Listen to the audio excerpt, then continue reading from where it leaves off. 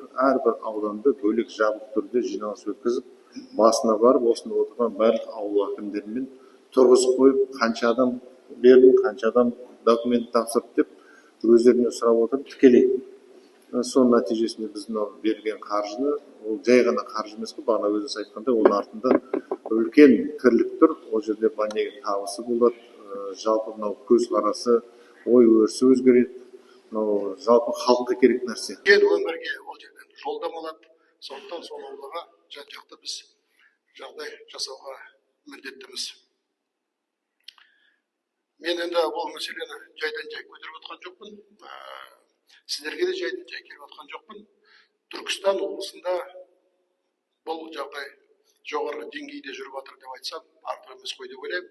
Мына мына жерде таблицаны көріп отқан шығарсыздар. 19 миллиард ақша. Көптеген облыстарда біздерде 1,2 миллиардқа шейін түсіп кеткендерін өздеріңіз байқап отқан шығарсыздар.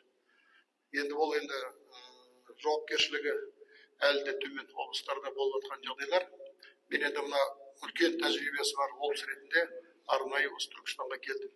Бұл жақтағы тәжірибені жан-жаққа біз халыққа таратуымыз керек, елге жеткізуіміз керек.